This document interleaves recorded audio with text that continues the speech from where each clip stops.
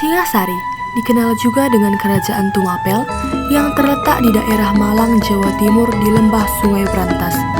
Wilayah ini subur dan indah, dengan aksen sungai sebagai jalur melintas menjadikan kerajaan ini dinilai sangat strategis.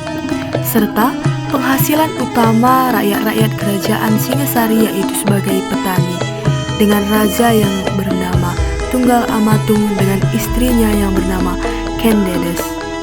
Kerajaan ini menjalani hidup yang damai sebelum datangnya seorang pemuda yang akan menjadi topik pembahasan kita saat ini. So, mari kita saksikan video ilustrasi yang akan ditampilkan pada layar ini.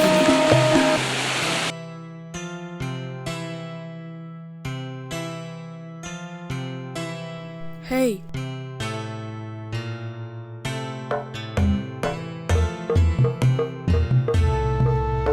selamat sore Nyonya. Saya mau bertanya dari manakah jalan menuju kerajaan Singasari? Apa Anda bertanya sedemikian? Saya memiliki misi untuk mencari tahu kerajaan ini. Sungai ini adalah menuju kerajaan Singasari. Kalau boleh tahu mengapa daerah sini sangat sepi? Ikut aku.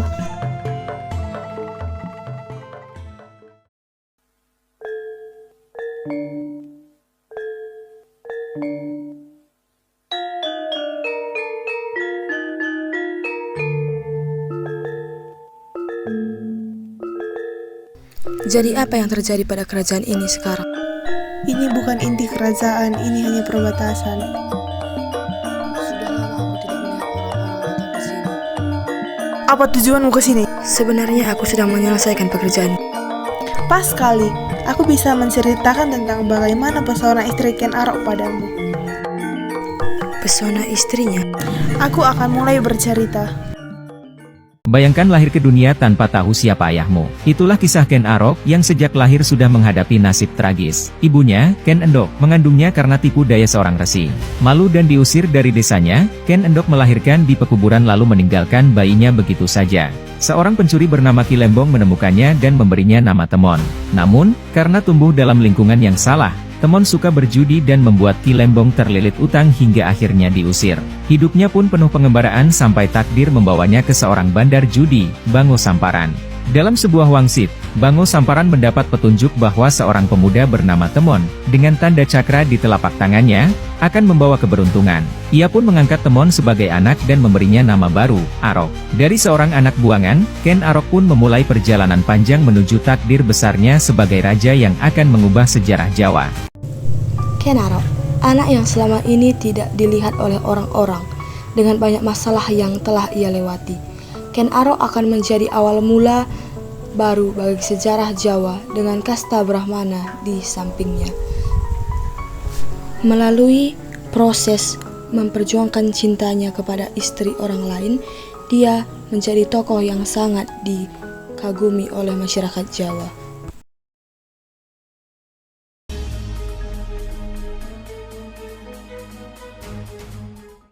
Suatu hari, Ken Endok sedang dalam perjalanan mengantarkan makanan untuk suaminya, Gajah Para, yang bekerja di ladang. Di tengah jalan, ia bertemu dengan Dewa Brahma yang kemudian melakukan perbuatan tak senonoh terhadapnya.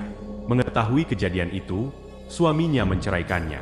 Namun, 5 hari setelahnya, Gajah Para meninggal dunia. Merasa malu dan tak sanggup menanggung aib, Ken Endok membuang bayinya, Ken Angrok, yang konon memancarkan cahaya di malam hari. Ken Angrok tumbuh sebagai pengembara dan menjalani kehidupan kelam sebagai pencuri, perampok, dan pembunuh. Ia menjadi buronan rakyat dan pasukan Tumapel atas perintah Raja Daha. Namun, dengan bantuan dewa-dewa, ia selalu berhasil meloloskan diri. Dikisahkan bahwa Ken Angrok diakui sebagai anak Dewa Siwa dan penjelmaan Dewa Wisnu. Melalui perantara seorang pendeta bernama Loh Gawe, Ken Angrok akhirnya mengabdi kepada penguasa Tumapel, Tunggul Ametung. Ia lalu membunuh Tunggul Ametung dan menikahi istri mudanya, Ken Dedes, yang saat itu sedang mengandung 3 bulan.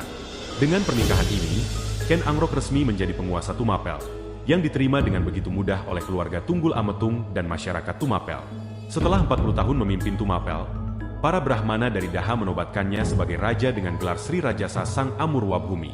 Ia kemudian menaklukkan Raja Daha, Dan Gendis, yang pernah mengatakan bahwa hanya Batara Guru yang bisa menumbangkan kerajaannya. Dengan izin para pendeta, Ken Angrok menggunakan nama Batara Guru untuk mengalahkan Daha, dan ia pun menjadi maharaja di Tumapel, yang kemudian dikenal sebagai Singhasari pada tahun 1222. Kisah Ken Angrok ini tercatat dalam naskah Pararaton atau Katuturanira Ken Angrok, yang ditulis sekitar tahun 1478 hingga 1486. Selain itu, kisah ini juga tercantum dalam kitab Nagara Kertagama karya M.P.U. Prapanca pada tahun 1365 dan Kidung Harsawijaya. Nagara Kertagama menggambarkan Ken Angrok sebagai keturunan dewa yang lahir tanpa seorang ibu, sementara Kidung Harsawijaya menyebutnya sebagai putra Ni Endok, seorang wanita dari kalangan rakyat biasa yang kemudian menjadi raja dengan gelar Sri Rajasa. Slamet Muljana, seorang sejarawan, menafsirkan bahwa Ken Angrok merupakan hasil hubungan antara Ken Endok dan seorang pria lain yang dilambangkan sebagai Dewa Brahma. Sedangkan Boecari, ahli epigrafi, secara tegas menyebut kejadian itu sebagai pemerkosaan. Namun, siapa sebenarnya yang dilambangkan sebagai Dewa Brahma masih menjadi misteri. Menurut Boecari, penulis Pararaton mungkin mencoba menutupi siapa pelaku sesungguhnya. Boecari juga memberikan alasan mengapa Ken Angrok mungkin adalah anak dari Tunggul Ametung dan Ken Endok. Dalam masyarakat yang berpegang pada sistem kasta, seorang petani yang paling tinggi berada di kasta Waisya, petani, prajurit, atau pedagang, atau bahkan kasta Sudra, tidak mungkin dengan mudah mendapat dukungan Brahmana dan meraih kekuasaan. Ken Angrok diterima oleh Tunggul Ametung meskipun ia pernah meresahkan Tumapel. Setelah membunuh Tunggul Ametung, ia pun menikahi jandanya dan menjadi penguasa tanpa hambatan dari pihak keluarga atau rakyat Tumapel. Selain demi cinta, ada pula motif hak waris dalam rencana Ken Angrok untuk membunuh ayahnya sebelum anak dari Tunggul Ametung dan Ken Dedes lahir. Untuk itu, ia memaksa M.P.U. Gandring menyelesaikan keris dalam waktu 5 bulan, demi memastikan bahwa kekuasaan atas Tumapel jatuh kepadanya. Boecari menyimpulkan bahwa mungkin penulis Katuturanira Ken Angrok ingin menyembunyikan fakta bahwa Ken Angrok adalah anak di luar nikah serta pelaku patricide atau pembunuhan ayahnya sendiri. Ken Angrok, sebagai pendiri dinasti Rajasa yang menurunkan raja-raja besar Singhasari dan Majapahit, meninggal pada tahun 1227 dan dimakamkan di Candi Kagenengan, yang kemungkinan terletak di atas Gunung Katu, Malang. Siapa yang tidak mengenal legenda kelam keris Empu Gandring? Kisah tragis ini tidak hanya menyimpan misteri magis, tetapi juga merangkai suksesi berdarah dalam perjalanan kerajaan Singhasari, yang didirikan oleh Ken Angrok. Dalam kitab Pararaton atau Katuturanira Ken Angrok, gubahan tahun 1478 dan 1486 tanpa disebutkan penggubahnya, diuraikan bahwa keris Empu Gandring, karya Empu Gandring, membawa malapetaka. Berikut adalah deretan korban kutukan yang mengitari keris ini. Korban pertama adalah Empu Gandring sendiri. Kisah dimulai ketika Ken Angrok terpikat oleh kecantikan Ken Dedes, istri Tunggul Ametung. Dikisahkan bahwa siapapun yang berhasil memperistri Ken Dedes akan menjadi raja besar. Tanpa ragu, Ken Angrok berambisi untuk membunuh Tunggul Ametung demi meraih tahta. Ayah angkatnya, Bango Samparan, menyarankan agar Ken Angrok memesan keris kepada Empu Gandring, seorang pembuat keris terkemuka di Lulumbang. Namun, ketika Ken Angrok datang untuk mengambil kerisnya dalam waktu 5 bulan, Empu Gandring belum menyelesaikan pesanannya, ketegangan pun pecah, dan dalam keputusasaan, Ken Angrok merampas keris tersebut dan menikam Empu Gandring.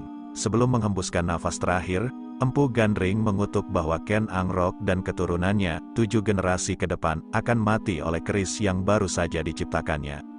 Merasa bersalah dan terbebani oleh kutukan tersebut, Ken Angrok berjanji bahwa jika cita-citanya menjadi raja terwujud, dia akan menunjukkan rasa terima kasih kepada keturunan Empu Gandring. Janji ini menjadi bayang-bayang kelam yang melingkupi setiap langkah penguasa Singhasari, yang harus menghadapi takdir yang diwariskan oleh kutukan keris yang pernah mencelakakan pembuatnya sendiri.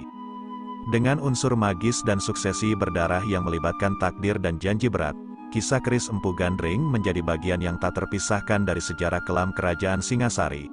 Misteri, dendam, dan kutukan menjadi pewaris yang terus-menerus mengiringi jejak-jejak perjalanan sejarah yang penuh intrik dan ketegangan.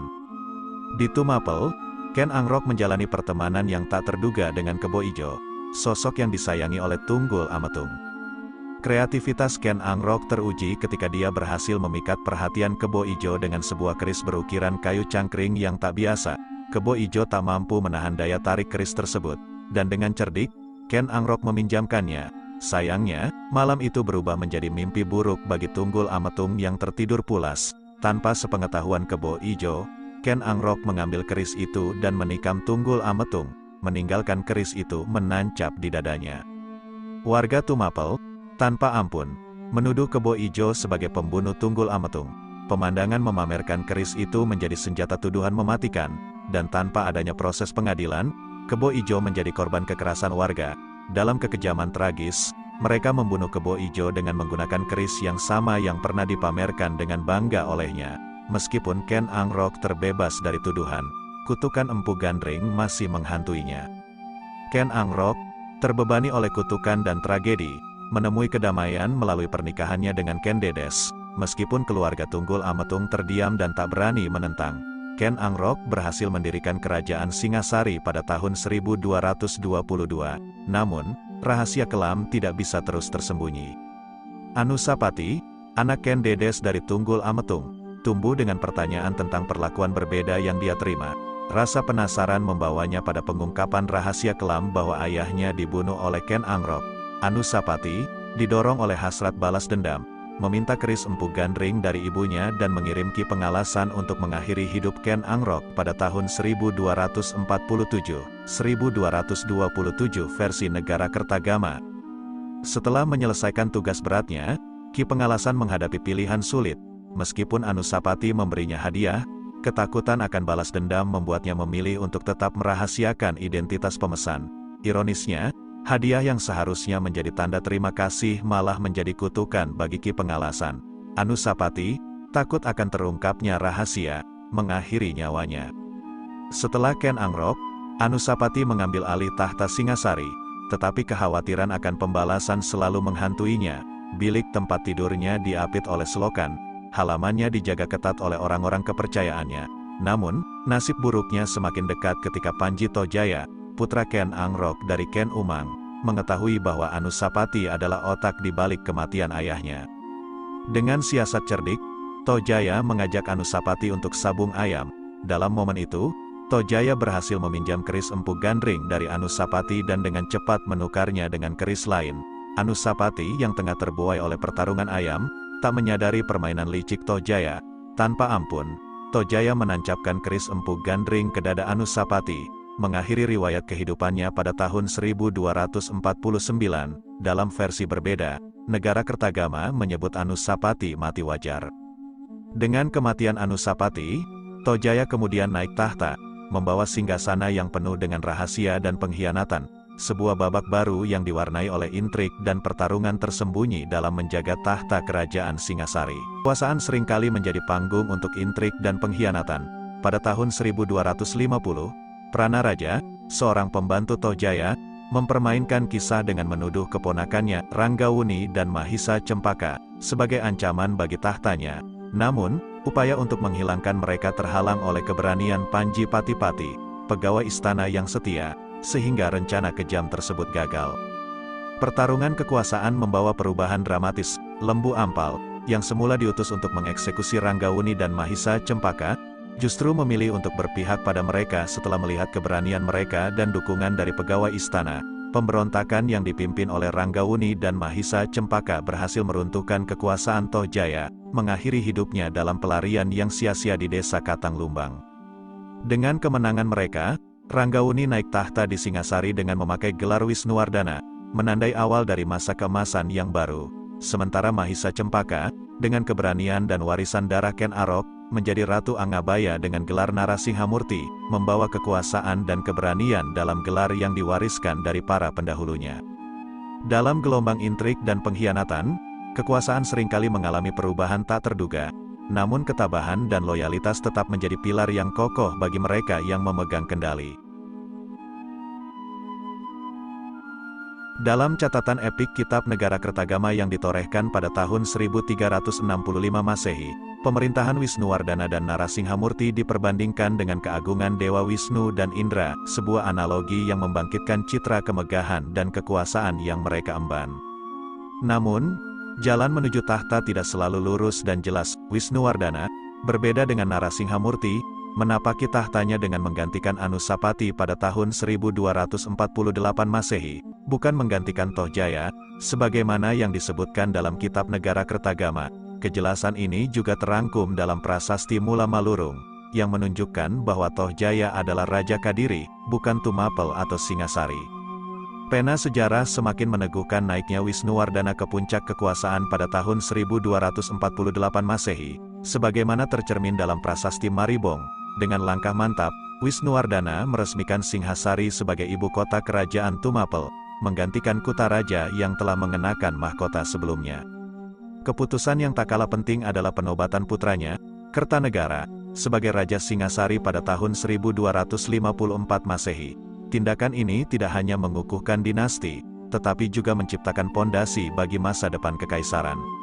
Tidak kurang hebatnya, Kitab Negara Kertagama dan Pararaton sama-sama mencatat perlawanan sengit Wisnuwardana terhadap pemberontakan Linggapati di Mahibit sekitar tahun 1252 Masehi. Kegigihan dan keberanian raja dalam menumpas pemberontakan ini memberikan landasan yang kuat bagi kestabilan kerajaan. Namun, takdir tidak pernah memihak siapapun dari panggilan kematian.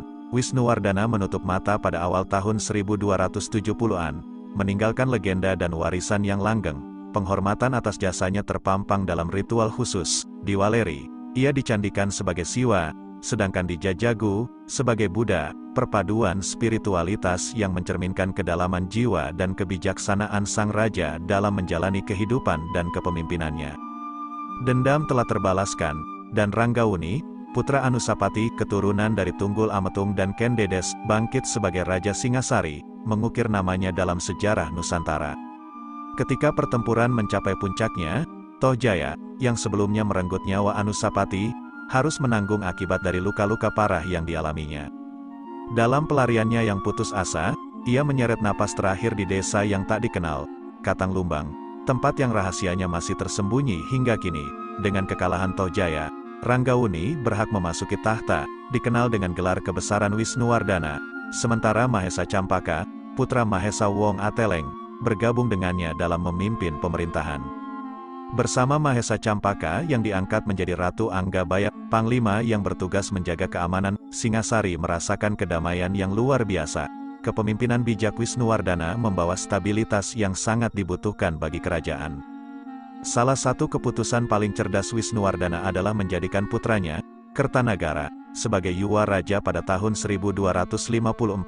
Sebagai pewaris tahta, Kertanagara mengemban tanggung jawab sebagai Raja Muda, yang suatu hari akan menggantikan ayahnya. Langkah ini tidak hanya meneguhkan kedaulatan dinasti, tetapi juga menciptakan fondasi yang kokoh bagi kelangsungan pemerintahan.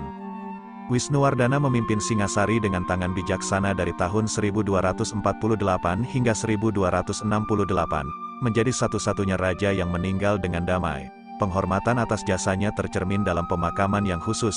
Abunya disimpan di Waleri, melambangkan kehadiran Siwa, sementara di Jajakhu, Candi Jago, ia diabadikan sebagai Buddha Amugapasa, perpaduan spiritualitas yang melambangkan kearifan dan kedamaian yang ia anut selama hidupnya.